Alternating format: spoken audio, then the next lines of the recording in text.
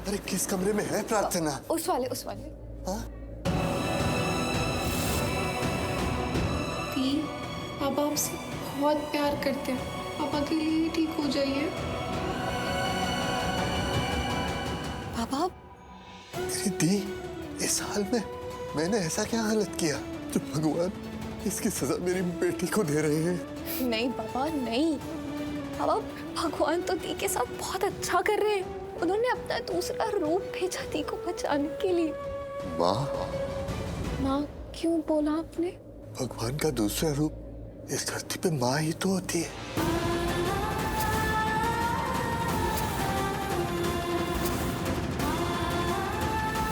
हाँ पापा, हाँ आपको पता है एक औरत ने सारे गुंडों से लड़के हमारी दी की जान बचाई, और सिर्फ दी की नहीं, उन्होंने रौनक जी की भी जान बचाई। ऐसा लग रहा था जैसे साक्षात देवी आ गई हो जमीन पे। पापा एक अनजान औरत ने आपकी बेटी की, मेरी दी की जान बचाई। जो कोई अपना भी नहीं करता वो उन्होंने किया, जैसे माँ करती है अपनी बेटी के लिए। इस दुनिया में कोई अनजान नहीं होता बेटा, किसी ना किसी से कोई ना कोई रिश्ता जरूर होता है, वो चाहे पिछले जन्म का हो या फिर इस जन्म का। इसके साथ भी मेरा रिश्ता है पिछले जन्म का, जो शायद अधूरा रह गया था, इस जन्म में पूरा हुआ। ऐसे ही नहीं मिली थी दूध पीती बच्ची मुझे मेरी प्रार्थना, ये मिली थी मंदिर में, जहां लोग जाते हैं प्रार्थना करने। ओह गॉड, मुझे समझ नहीं आ रहा मैं यहाँ पे इन पांचों लूजर्स के साथ क्या कर रही हूँ, और ये सब क्या हो रहा है। तुम मुझे चुपचाप साफ साफ बताओ, तुम उस प्रार्थना को मारोगे या नहीं? मारूंगा, उस प्रार्थनारी को मारूंगा। 2 करोड़ के लिए कुछ भी करूंगा। जब तुझे पता चल गया था कि सेरे के पीछे रौनक नहीं हर्ष है, तो तूने बताया क्यों नहीं? वाह, आपकी सुई अभी भी वहीं अटकी है। बात ही ऐसी हुई है, तुझे पता है अब तक मेरा मन अंदर से डर रहा है। अरे जरा सोच तो सही, अगर हर्ष का सेहरा नहीं गिरता या पायल चेहरा देखने की जिद ना करती तो हर्ष और पायल की शादी हो जाती। हाँ बा, पर सब ठीक हो गया, शादी नहीं हुई। तूने एक बहुत बड़ी बात मुझसे छुपाई है। मैं बस डर गई थी, इसीलिए आपको कुछ बता नहीं पाई। डर क्या होता है मुझसे पूछो। रौनक ने भावेश को जिस अलमारी में बंद किया था, मैं भी उसी कमरे में था। मैं सोच रहा था कि मैं वहां पे पहरा दे रहा हूँ, मैं भावेश को बाहर नहीं आने दूंगा, लेकिन भावेश पता नहीं कब उस अलमारी से बाहर निकला और उसने मेरे सर पे इतनी जोर से मारा कि एक पल के लिए तो मुझे लगा कि मैं मर गया। और उससे भी डरावना था जब उस भावेश ने रौनक को सर पे मारा। तूने देखा था, पर मुझे तो सुनते ही डर लग रहा है। बेचारे मेरे छोटे ठाकुर जी पर क्या बीती होगी। अरे बा, कुछ नहीं बीती रौनक पे। रौनक एकदम सेफ है और सुरक्षित है। और बाप को पता है, जब भावेश के गुंडे प्रार्थना को उठा के लेके जा रहे थे तो रौनक वहां पे बेहोश पड़ा था। पता नहीं अचानक से एक झटके में रौनक में कहां से जान आई और वो उठ खड़ा हुआ, और उसने उठते ही प्रार्थना का हाथ पकड़ा, और ऐसा हाथ पकड़ा कि 4 लोग मिलके भी उस हाथ को नहीं छुड़ा पाए। वो प्यार की ताकत थी बा। रौनक भाई सच में प्रार्थना से बहुत ज्यादा प्यार करते हैं। एक्सक्यूज मी सिस्टर, यस, आपसे एक हेल्प चाहिए। मुझे एक डीएनए टेस्ट करवाना है। देखिए, इसके लिए एक फॉर्मेलिटी की ज़रूरत होती है, और जिसका डीएनए टेस्ट होता है उससे परमिशन लेनी होती है, और कुछ पेपर्स पे साइन भी करवाने होते हैं। देखिए सिस्टर, फॉर्मेलिटीज तो होती रहेगी, पर ये डीएनए टेस्ट बहुत इंपॉर्टेंट है। एक माँ और बेटी की जिंदगी का सवाल है। एक माँ जो अपनी बेटी से 20 साल से नहीं मिली, और एक बेटी जो 20 साल से अपनी माँ से दूर है, और इत्तेफाक से वो दोनों इसी हॉस्पिटल में है। और सिस्टर, अगर डीएनए टेस्ट हो जाएगा तो मुझे कंफर्मेशन मिल जाएगी। प्लीज सिस्टर, एक माँ को एक बेटी मिल जाएगी और एक बेटी को उसकी माँ। Okay, I will try my best. Thank you sister, thank you.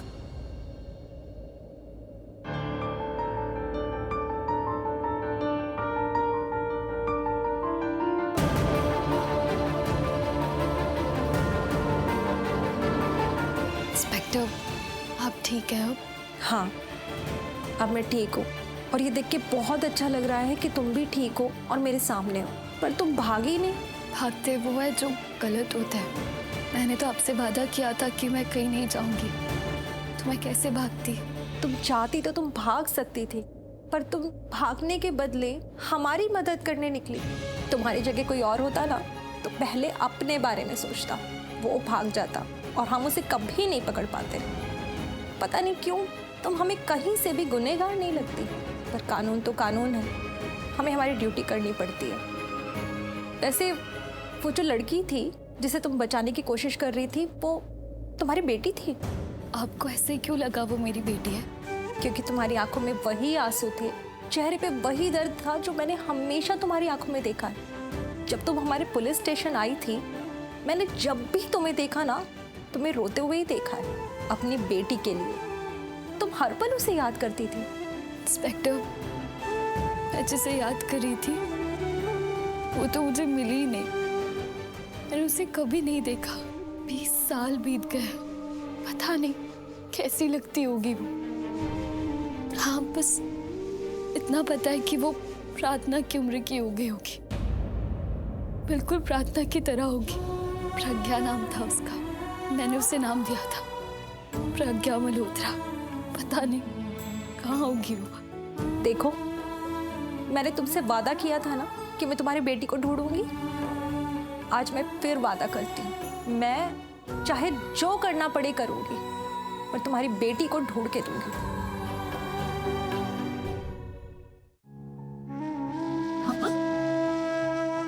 क्या हुआ? पापा प्लीज मत रोइए ना। अब सोचिए, प्रार्थना दी को होश आएगा, पर जब उन्हें पता चलेगा कि आप इतने रो रहे थे, सबसे पहले तो ना वो मुझे डांट लगाएगी। कायू, तूने पापा को ऐसे रोने कैसे दिया? प्लीज अब दी के लिए मत रोइए ना, प्लीज। जल्दी ठीक हो जाएंगी अब।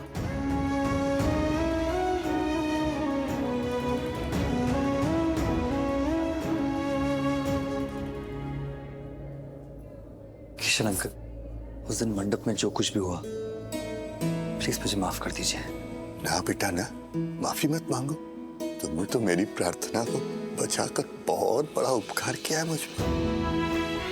तुमने उस भावेश जैसे गंदे लड़के से उसे बचाया, उसकी जान जाने से बचाया, और एक बार नहीं, कितनी बार। गायत्री ने बताया मुझे कि कैसे प्रार्थना कुएं में गिर पड़ी थी, और उसे बचाने के लिए तुमने अपनी जान की परवाह नहीं की, तुम खुद भी कूद गए कुएं में। आज की दुनिया में अपनी जान पे खेल के कौन किसकी जान बचाता है? तुम्हारा तो मैं जितना धन्यवाद करूं कम है। किशन अंकल, मैंने भी कोई एहसान नहीं किया। मुझे पता ही नहीं चला कि प्रार्थना कब मेरी जिंदगी से मेरे दिल में उतर गई, कब मेरी दोस्त से मेरी अपनी बन गई। मैंने उसकी जान बचाकर अपनी जान बचाई है। बेटा, मैं गायत्री के पास जाता हूँ। मेरी दोनों बेटियों का दिल बहुत नाजुक है, बहुत जल्दी टूट जाता है। मैं उसे संभालता हूँ। हाँ?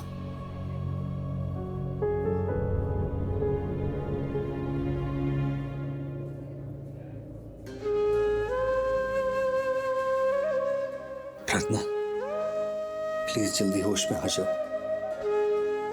मुझे तुम्हें एक बहुत बड़ी खुशखबरी सुनानी है, और इस एक खुशखबरी को सुनकर तुम अपनी जिंदगी के सारे दुख दर्द भूल जाओगी।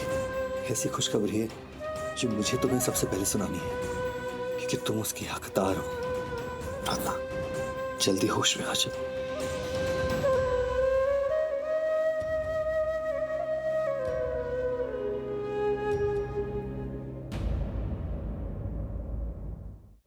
ये अपन जा तो रहे हैं, पर ये रौनक और पतनाड़ी ये तो हॉस्पिटल में, तो उसको हॉस्पिटल में घुस के मारेंगे कैसे? वो जो ऑक्सीजन मास्क होता है ना, वो निकाल देंगे। है, ये आइडिया अपने को जमा नहीं। मेरा आइडिया सुन, एक नंबर है। उधर डॉक्टर लोग रखते हैं ना चाकू छुरा ऑपरेशन करने के लिए, अपन सब एक एक उठाएंगे और उधर ही उनको खल्लास कर देंगे। अब ये सोचने और बोलने में अच्छा लगता है, पर करने में जमेगा नहीं। भावेश सही बोल रहा है, हम लोगों को कुछ सॉलिड सोचना पड़ेगा। ये संजय सही बोल रहा है। तेरे को देख के अपने को लग रहा है कि तेरे पास थोड़ा ज्यादा दिमाग है। तो तू बता ने, क्या करूं, कैसे मारूं उसको? भावेश, अपन ना प्रार्थनाड़ी को ज्यादा दवा दे देंगे। क्या कहते हैं उसे? ओवरडोज। जास्ती खाएगी ना जास्ती तो मर जाएगी। ए रोक रोक रोक रोक रोक रोक। अरे इधर क्यों गाड़ी रुकवाई? अरे बाप रे, ये अपन ने पहले क्यों नहीं सोचा? पर कोई नहीं, अभी भी ज्यादा लेट नहीं हुआ। अरे क्या बोल रहा है, कुछ समझा नहीं। अरे गधेड़ो, अगर अपन हॉस्पिटल गए ने तो हॉस्पिटल के हर दूसरे कदम पे तीसरा कैमरा लगा होता है ने।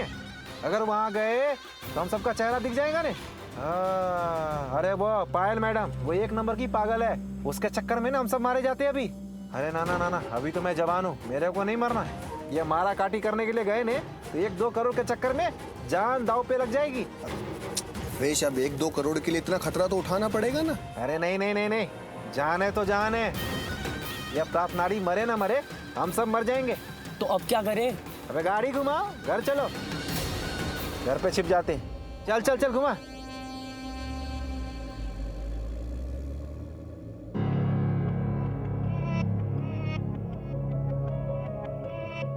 एक्सक्यूज मी रौनक। सिस्टर, रिपोर्ट्स आ गई? हाँ, ये रिपोर्ट आपके लिए अर्जेंट बेसिस पे मैंने निकलवाई है। आपने कहा था ना कि ये माँ और बेटी की बात है। एक माँ अपनी बेटी से 20 साल तक दूर रही और बेटी अपनी माँ से 20 साल तक मिली तक नहीं। आपकी दर्द भरी आवाज़ और आपकी हालत देखते हुए मुझे लगा कि मैं आपकी हेल्प करूं, इसीलिए मैंने आपकी हेल्प की।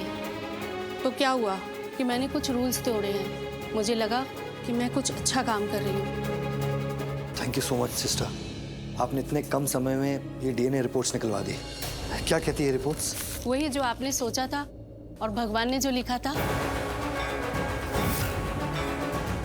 मतलब प्रार्थना पूरी मल्होत्रा की बेटी है? पूरी मल्होत्रा प्रार्थना की माँ है? अरे ये पायल मैडम फिर से बजा रही है। ये सारा दिन फोन करती रहती है क्या? फोन उठा ना, जरा स्पीकर पे डाल, हम भी तो सुने तेरी मैडम क्या बोलती है। हेलो पायल मैडम। एक काम कहा था तुम्हें प्रार्थना को मारने के लिए, बताओ अभी तक मारा है कि नहीं? ये क्या मारो मारो लगा रखा है? क्या उसको मार के मेरे को मरना है क्या? कैमरे में मुंह दिखा के जेल जाना है क्या? ओ मैडम, मैं ये खतरनाक काम नहीं करने वाला। तुम इस तरह से बैकआउट नहीं कर सकते। ओ मैडम, बैकआउट? मैं तो आउट हो चुका हूँ। उस प्रार्थनाड़ी को मैं पहले भी मारने के लिए गया था, लेकिन मैं बेचारा बाल बाल बचाने हैं। तुमने तो बताया नहीं कि उस छोकरी की एक और माँ है जो माता रानी बन के उसको बचाने आ गई। वो तो मुझे जला के राख करने वाली थी, ऊपर से पुलिस आ गई। अरे ना बाबा ना, मेरी जान मुझे बहुत प्यारी है, मुझे ये खतरनाक काम करना ही नहीं है। वो क्या बोलते हैं, वो जिंदा रहूंगा तो 2 करोड़ लूंगा ने, मरने के बाद क्या वो 2 करोड़ का हार पहनूंगा? यू ब्लडी भावेश, जब तुमने मेरा ये काम करना ही नहीं था तो तुमने मेरा इतना टाइम क्यों वेस्ट करा? मुझे पहले बता देते, मैं ये काम किसी और से करवा लेती। तुम पे विश्वास करके ना मैंने बहुत बड़ी गलती कर दी। मैं कैसे भूल गई कि आखिर वो तो तुम ये 2 कौड़ी के ड्राइवर ही ना। ओ मैडम, ओ संभाल के, मैं 2 कौड़ी का नहीं, भावनगर का भावेश हूँ। मैं 1 खून तो क्या 1000 खून कर सकता हूँ, पर अपनी जान जोखिम में डाल के नहीं। यही प्रॉब्लम है तुम लोगों की, तभी तो अभी तक गरीब के गरीब हो। ऐसे बैठे बैठे पैसा नहीं आ जाता। अरे जब तक खतरा मोल नहीं लोगे तब तक पैसा नहीं कमा पाओगे, लूजर्स कहीं के। ये भावेश तो यूजलेस निकला। मुझे इतना बड़ा काम इसे देना ही नहीं चाहिए था। मुझे काम करवाने के लिए किसी और को हायर करना चाहिए। मुझे वो प्रार्थना किसी भी हालत में जिंदा नहीं चाहिए, लेकिन क्या करूं? सही बोली तेरी पायल मैडम, हम गरीब ही तो हैं, लेकिन अगर खतरा नहीं मोल लिया ना तो गरीब ही पैदा हुए थे और गरीब ही मर जाएंगे। हमें भावेश 15,000 की पगार मिली, उसी में मस्त रह जाएंगे। वैसे एक बात तो सही बोली तेरी पायल मैडम, अपन 2 करोड़ तो छोड़ो, साला 2 लाख भी एक साथ नहीं देखे कभी। बात तो सही है, अब जाके ये बात दिल को लगी है। पर यार ये सब बात ना अभी मत कर। वैसे मेरे पास बंदूक है। हाँ तो एक काम कर, मेरे को मार दे, गोली मारेगा? अरे नहीं रे भावेश, मैंने पिक्चर में देखा है, वो जैसे किसी को मारना होता है ना तो उसका मुंह दबा के तकिए से और गोली चला दो। अरे हाँ, ये बात भी सही है, और हॉस्पिटल जाने का रास्ता भी है। अपन दाढ़ी मूछ लगा के बोले तो भेस बदल के जा सकते हैं ना, और कैमरा बोले तो अंधा गूंगा बहरा बन जाएगा। वह भावेश आइडिया अच्छा है, अरे गोली तो चलाने का है, उसके बाद अपन सब करोड़पति बन जाएंगे, करोड़पति। अरे भावेश, फोन करना अपनी मैडम को, उनको बोलना कि हम जा रहे हैं उसको मारने। अब क्या हुआ? अब क्यों फोन कर रहे हो? अरे मैडम, अब तो गेम शुरू हुआ है। आप 2 करोड़ तैयार रखो, हम जा रहे हैं उस प्रार्थनाड़ी को मारने। अरे तुम रहने दो यार, मुझे तुम पे विश्वास नहीं है। भावनगर के भावेश ने बोल दिया ने तो बोल दिया, बस आप 2 करोड़ तैयार रखो। और हाँ मैडम, आपने एक बात सही बोली कि बड़ा पैसा चाहिए तो बड़ा खतरा मोल लेना पड़ता है, वही मोल लेने जा रहे हैं। फाइनली भावेश उस प्रार्थना को मारने जा रहा है। Excuse me. Yes sister. प्रार्थना को होश आ गया है, अब वो खतरे से बिल्कुल बाहर है। क्या? वो ठीक है? हाँ, वो आपके बारे में पूछ रही थी। Thank you sister.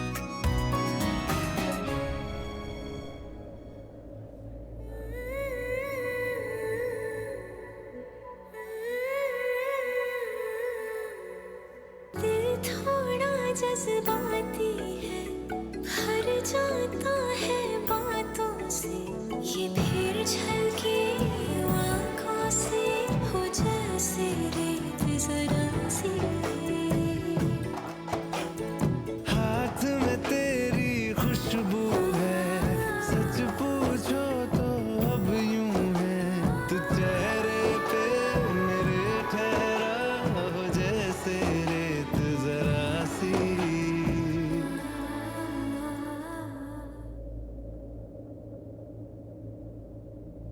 क्या हुआ?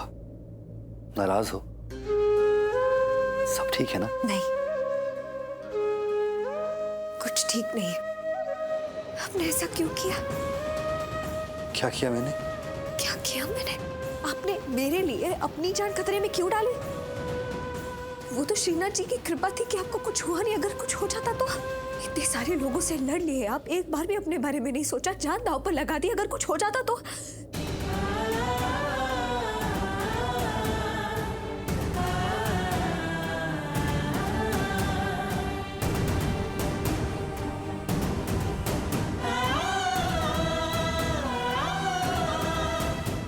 अगर कुछ हो जाता तो? बोलो प्रार्थना, अगर मुझे कुछ हो जाता तो? मैं आपको कभी माफ नहीं करती, आपसे कभी बात भी नहीं करती और आपकी तरफ भी नहीं देखती मैं।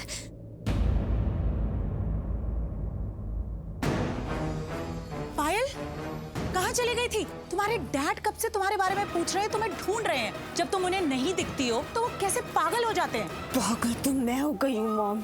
अब मैं तब तक शांत नहीं बैठूंगी जब तक वो प्रार्थना मर नहीं जाती। पायल, धीरे बोलो बेटा, अगर ये बात किसी ने सुन ली तो क्या होगा? अगर कोई मरता है ना तो पुलिस इन्वेस्टिगेशन होती है और पुलिस इन्वेस्टिगेट करते करते तुम्हारे तक पहुंच जाएगी। तुम्हारा प्रेजेंट तो खराब हो गया है बेटा, तुम्हारा फ्यूचर भी खराब हो जाएगा। रौनक से तुम्हारी शादी टूटने का एक कारण प्रार्थना है, लेकिन उससे भी बड़ा कारण है वो सड़क छाप आशिक, वो तुम्हारा रोमियो रॉकी। बस कीजिए मॉम, हर बात के लिए रॉकी को ब्लेम करना बंद कीजिए। इट्स ओवर, सब खत्म हो गया है। पायल सुनो, इधर रुको। तुम्हें क्या लगता है कि तुम इस तरीके से मुझे सुना के चली जाओगे और मैं तुम्हारी बात सुन लूंगी? नहीं, ये जो कुछ भी हो रहा है ना पायल, ये सब तुम्हारी खुद की वजह से हो रहा है। आज अगर रौनक से तुम्हारी शादी टूटी है तो उसकी वजह तुम खुद हो। अगर तुम्हारा रॉकी के साथ अफेयर नहीं होता ना पायल, तो स्मिता जावेरी तुम्हें कभी भी अपने घर से धक्के मार के नहीं निकालती। वो तुम्हारी रौनक से शादी जरूर करवाती, लेकिन ऐ मौके पे तुम्हारे उस सड़क छाप रोमियो ने आके सब बर्बाद कर दिया। मॉम, बस कीजिए और कुछ मत बोलिए रॉकी के बारे में। क्यों ना बोलूं? आज उस लड़के की वजह से तुम्हारे डैड सर पकड़ के बैठे हैं, इतने गुस्से में है वो। रौनक और उस जावेरी खानदान से हम कैसे बदला ले, इस सब की प्लानिंग और प्लॉटिंग कर रहे हैं। You got my point? No. क्योंकि मुझे कुछ समझ ही नहीं आ रहा है। मेरा दिमाग खराब हो रहा है मॉम। मुझे कुछ समझ नहीं आ रहा है। मुझे किसी भी हालत में वो रौनक चाहिए।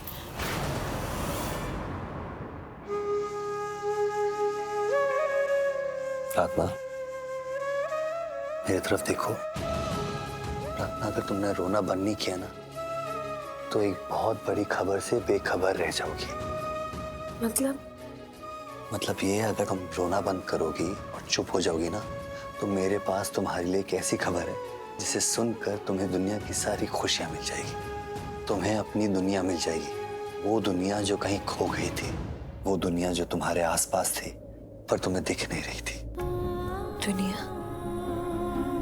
मेरी दुनिया है?